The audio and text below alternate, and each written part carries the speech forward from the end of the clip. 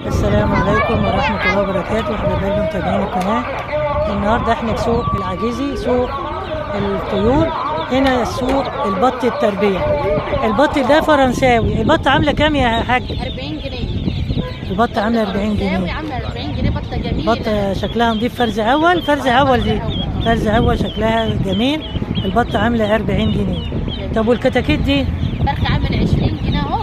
هجين ده هجين عادي. بلدي هجين. بلدي هجيني جيل تاني. جيل تاني؟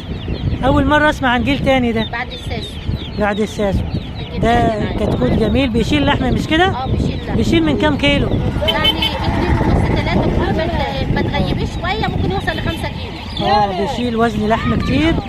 كده اللي عاوز يجي يربي يجي يشتري من عند ام مين؟ وموريتاش. ام ريتاج.